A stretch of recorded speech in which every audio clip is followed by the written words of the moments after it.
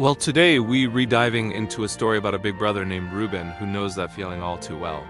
Reuben was the oldest of 12 brothers, living way out in the desert with their father, Jacob. Being the firstborn in a huge family came with a lot of responsibility, and Reuben always tried to look out for his younger siblings. Now, one of Reuben's younger brothers was a boy named Joseph. Joseph was their father's favorite, and one day, Jacob gave him a stunning gift. A beautiful coat, woven with all the colors of the rainbow. While Joseph loved his new coat, his 10 other brothers didn't.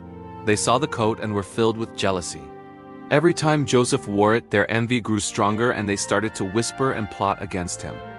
One day, while they were out in the fields, far from their father's sight, the brothers' jealousy boiled over.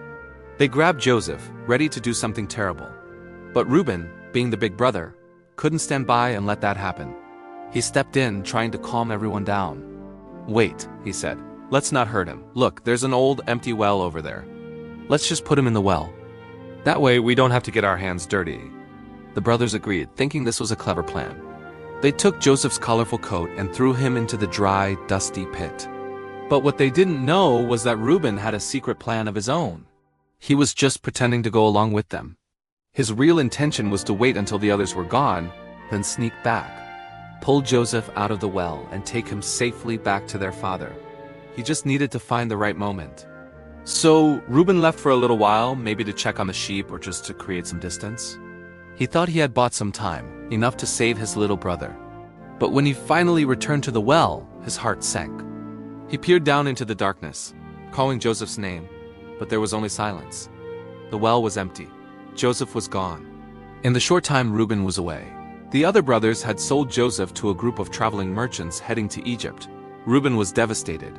His plan to protect his brother had failed completely. He couldn't fix what had been done. He felt a heavy weight of guilt and sorrow for years, thinking he had let his family down in the worst possible way. Many years passed, and life moved on. A severe famine swept across the land, and Jacob's family was running out of food. They heard there was grain in Egypt, so the brothers, except for the youngest, Benjamin, traveled there to buy some. When they arrived, they came face to face with the powerful governor of Egypt, a man who was in charge of all the food. Little did they know, this powerful man was their long-lost brother, Joseph. Joseph recognized them, but they had no idea who he was. To test them, he accused them of being spies and demanded they bring their youngest brother, Benjamin, to Egypt to prove their story. The brothers were terrified.